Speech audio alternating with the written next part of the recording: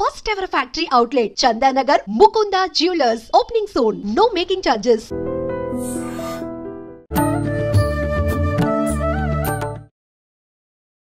హరే కృష్ణ ప్రభుజీ. హరే కృష్ణ.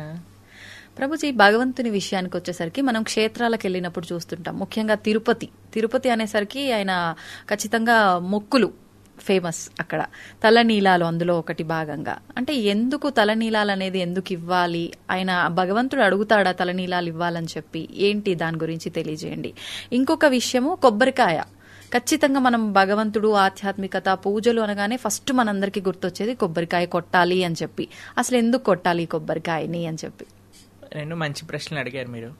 కొంతమంది సినిమాలో వాళ్ళు కూడా మనల్ని ఎగతాళి చేస్తారనమాట, భగవంతుని డాండ్రఫ్ జుట్టుని ఏం చేసుకుంటాడు అని. యాక్చువల్గా వీళ్ళంటి వాళ్ళు అంటే మూర్ఖులు, తత్వం తెలియని వాళ్ళు అనమాట. ఎందుకు మనకి ఈ రోజు ఇలా మాట్లాడాల్సి వస్తుందంటే, ఏ ధర్మం పైన కూడా వీళ్ళు ఇలా కామెడీ చేసి మాట్లాడే అంత ధైర్యం లేదండి. కేవలం సనాతన ధర్మం పైన. ఎందుకు అని అంటే, హిందువు చాలా తేలిగ్గా, ఎందుకంటే హిందువుకి వాటి ధర్మం అంటే ఏంటో తెలియదు, మర్చిపోయాడు కాబట్టి. కానీ మనం మన ధర్మం యొక్క విశిష్టత ఎవరైనా అడిగారు అనుకోండి, నీ డాండ్రఫ్ జుట్టు దేవుడికి ఎందుకు ఇస్తున్నావు అంటే మనం ఏం సమాధానం చెప్తామో తెలియాలి కదండి. అవును, జుట్టుని ఎందుకు ఇస్తున్నా, కొబ్బరికాయ ఎందుకు కొడుతున్నా, ఎందుకు మన ధర్మం ఇది ఎందుకు ప్రమోట్ చేసింది, ఒకసారి ఆలోచన చేద్దాం. ఇప్పుడు చూడండి, జుట్టు విషయానికి వచ్చేసరికి ఎక్కడున్నా సరే జుట్టు ఉందనుకోండి, ఒకలైతే నేను చూసాను బైక్ దిగక ముందు ఒక చిన్న దువ్వెన పెట్టుకొని దువ్వెన తీసి తూకుంటున్నాడు అనమాట.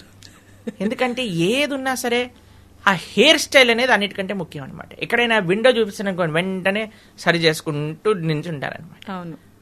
అనిపించిందంటే జుట్టు సరి చేయాలి, ఎలా ఉన్నామో చూసుకోవాలి, అంతే కదండి. అంతే. ఇప్పుడు ఒక వ్యక్తి అట, వాడికి గుండుగాట, మొత్తం బట్టతల, ఇక్కడ రెండు జుట్టు, ఇక్కడ రెండు కేశాలు అలా ఉన్నాయట. ఒక వ్యక్తి ఆయన దగ్గరికి వెళ్ళి, అబ్బా అసలు ఏంటి నీ కేశ సౌందర్యం అనగానే చాలా ఆనందపడి ఒక బస్తా బియ్యం ఇచ్చేసాడట ఆయనకి. అయితే సరే అని బస్తా బియ్యం పట్టుకొని నడుచుకుంటూ వెళ్తున్నాడట. నడుచుకుంటూ వెళ్తుంటే ఇంకొక ఆయన అడిగాడట, అరే ఈ బస్తా బియ్యం ఎక్కడి నుంచి వచ్చారా? ఆ బట్టతలోడు ఇచ్చాడు అన్నాడు. సరే నేను అక్కడికి వెళ్ళాడట, వెళ్ళి చెప్పాడట, నువ్వు బస్తా బియ్యం ఇచ్చావు కదా, వాడు నిన్ను బట్టతలోడు అంటున్నాడు అనగానే ఒక గుర్రం పైన వీడు బయలుదేరాడట, పరిగెత్తుకుంటూ వీడి దగ్గరకు వచ్చేసరికి, ఏంట్రా నన్ను బట్టతలోడు అంటావా అంటే ఈయన చూసాడట, వీడు వెళ్ళి చెప్పుంటాడని. మెల్లగా మీరంతా ఫాస్ట్ గా రాకండి, మీ జుట్టంతా ఎగిరిపోతుంటే ఇలా అలల్లా కనిపిస్తుంది, ఎంత సుందరం అనగానే వాడు వచ్చిన గుర్రం కూడా వీడికి ఇచ్చేసాడట. పొంగిపోతున్నాడా? పొగడతలకి పొంగిపోతున్నా. అలాంటి వాళ్ళమే మనందరం కూడా. ఓకే, మనకి కొద్దిగా పొంగంగా ఉబ్బని బెలూన్ లా ఉబ్బిపోతాం అనమాట. ఇంత ఇంత చేయంగానే మన ఆకాశంలో పట్టుకొని కిందికి దింపాల్సి వస్తుంది అనమాట. అంతేనా కాదా చెప్పండి? అంతే. దేనికి గొప్పతనం? కేశ సౌందర్యం. అసలు ఏం హెయిర్ స్టైల్ రా అనగానే మనం గుడుగుడు అయిపోతాం. మాకే ఆ ప్రాబ్లం ఏం లేదు, ఓన్లీ వన్ హెయిర్ స్టైల్. అయితే కేశములను ఇవ్వటము అని అంటే సెల్ఫ్ కాన్షియస్నెస్. బాగున్నామా లేదా, జుట్టు ఎగిరిపోయిందా లేదా, దాన్ని మా చిన్నప్పుడు ఇది వచ్చేది జెల్ అని వచ్చేది అనమాట. ఆ జెల్ తీసి జెల్కి రాసుకొని ఇలా హెయిర్ డ్రెస్సింగ్ చేసుకొని అలా పిచ్చి జనాలందరూ చూస్తే మాకైతే ఎంత బాధ వేసేది. అసలు ఏం చేస్తున్నారా వీళ్ళు, డబ్బులు ఖర్చు పెట్టడం ఏంటి, మేమైతే బ్లేడ్ తీసుకొని గురుగురు అనుకుంటాను, 2 రోజులకి ఒకసారి అయిపోద్ది మా పని అంతే. కానీ పిచ్చి ఎందుకోసం? నేను బాగుండాలి, నేను బాగా కనిపించాలి, నాది దీంట్లోనే మనిషిపోతున్నాడు. కానీ ఎప్పుడైతే మనం భగవంతుడికి మన తలనీలాలు సమర్పణ చేస్తున్నామా, అయ్యా నేను ఇంత పొజెసివ్ సెల్ఫ్ కాన్షియస్ కాకుండా నీ గురించి ఆలోచన చేసే సమయం ఇవ్వాలి.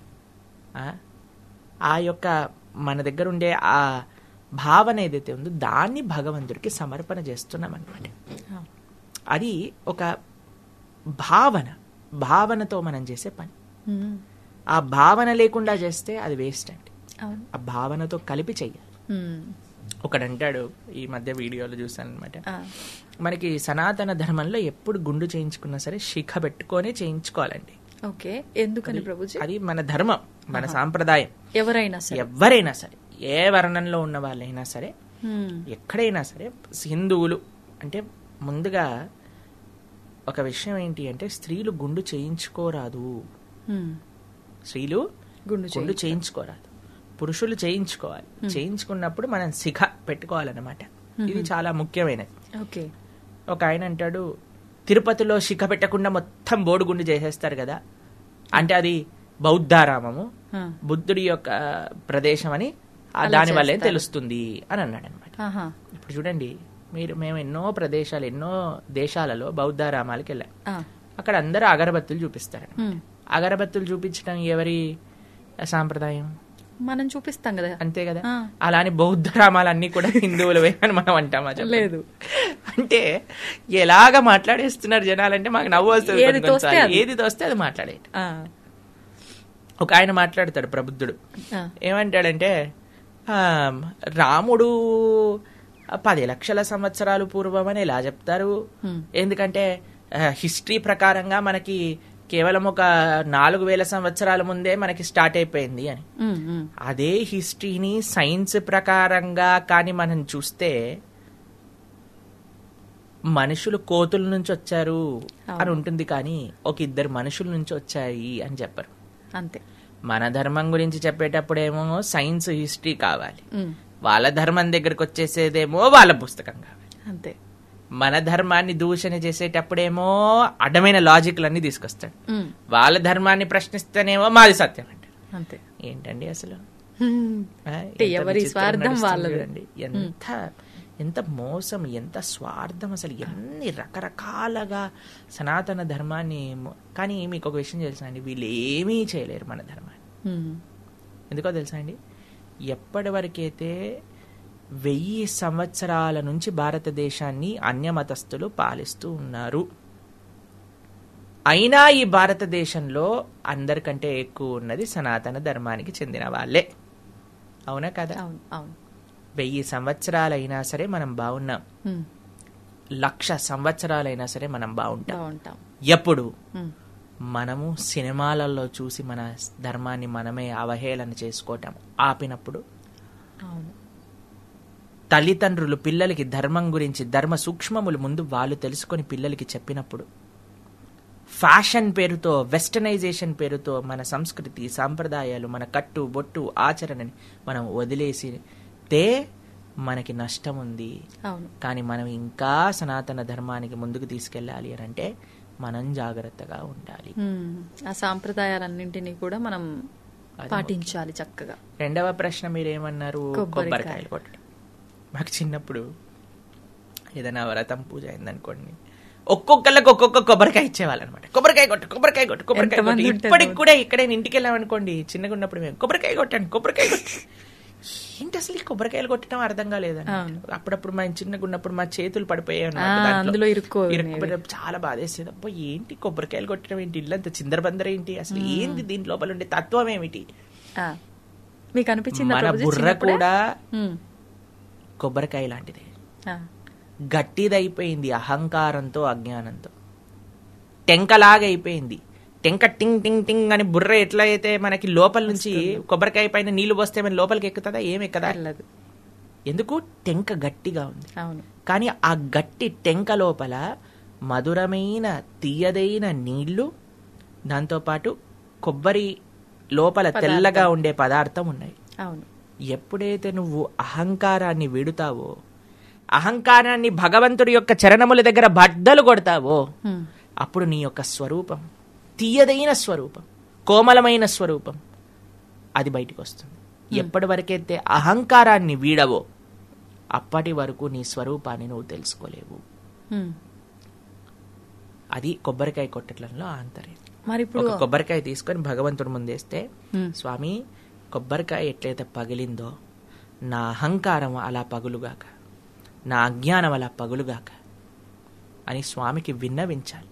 కొబ్బరికాయ కొట్టడం తప్పు కాదండి, కొబ్బరికాయ ఫట్ అని కొట్టినప్పుడు వెంటనే మీరు ఆ ప్రార్థన చేయాలి, స్వామి కొబ్బరికాయ ఎలా పగిలిందో అలా నాలో ఉన్న దుర్గుణాలు కూడా అలా వెళ్ళిపోవాలి. అంతేగాని కొబ్బరికాయ కులిపోయింది, కొబ్బరికాయ ఏదో తప్పైపోతుంది, పువ్వు వచ్చింది ఏదో మంచి అయిపోతుంది, ఇలాంటివి ఏమీ లేదు. మాకు ఒకసారి పువ్వు వచ్చింది, దాని తర్వాత చెయ్యి ఇరిగింది, కాబట్టి ఇంక పువ్వు వస్తే మంచి అవుతుంది లేకపోతే ఇది అవుతుంది, అవన్నీ పక్కన పెట్టండి. మన భావన మంచిగా ఉండాలి.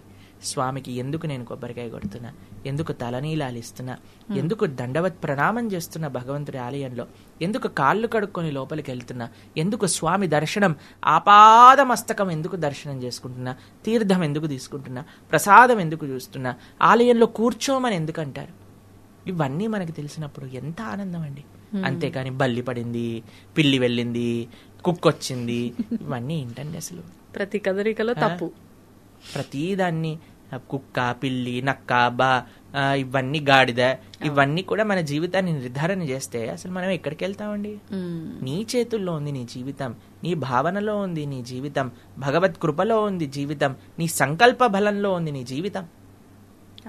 ఇది సనాతన ధర్మం ఇచ్చే ఒక అద్భుతమైన మార్గం. దీన్ని అందరూ కూడా కప్పిపుచ్చేసి ఏదో ఏదో రాళ్ళ వల్ల, లేదా ఏదైనా గీతల వల్ల, లేదా ఏదైనా రాయటం వల్ల, లేదా ఇది వల్ల వాళ్ళ వల్ల జీవితం మారిపోతుంది అంటే సారీ సార్, కాదు. ఉగాది పచ్చడి చెప్తుంది మనకి, ఇందాక మాట్లాడుకున్నట్టు మనం ఏమి చేసినా సరే షడ్రుచోపేరితంగానే జీవితం ఉంటుంది.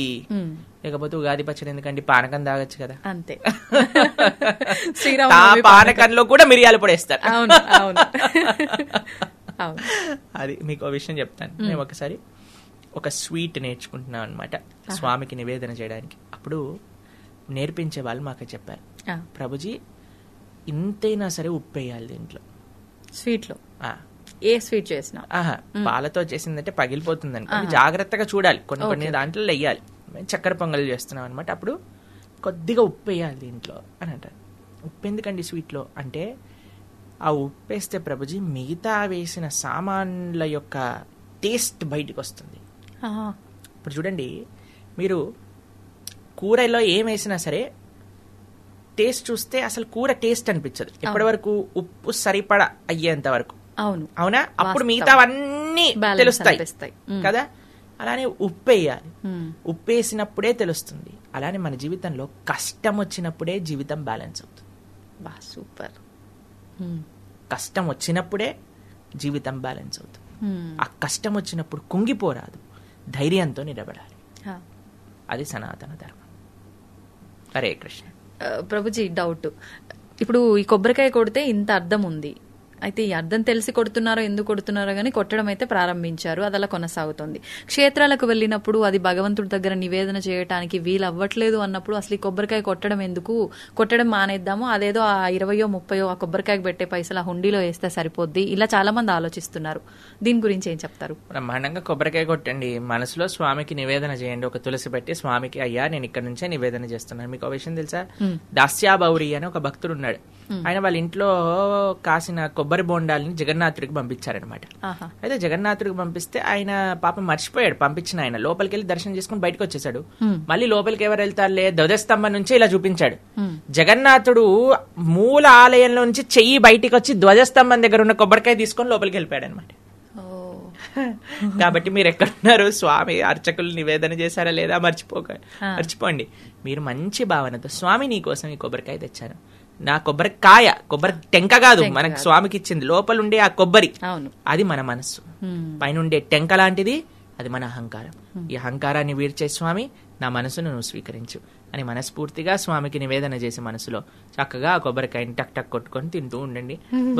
స్వామి యొక్క దర్శనం ఎలా అయింది అని ఆలోచిస్తూ ఉండండి. దానికంటే గొప్ప భావన ఆయన తీసుకున్న ప్రసాదాన్ని మనం తీసుకోవడము. సంతోషం ప్రభుజీ, చాలా చక్కగా వివరించారు. నిజంగా ఈ విషయంలో అంటే ప్రతి నిత్యం జరిగే ఈ రొటీన్ విషయాలైనా కూడా చాలా మందిలో డౌట్స్ ఉంటాయి, అవన్నీ కూడా చాలా చక్కగా క్లియర్ చేశారు. హరే కృష్ణ.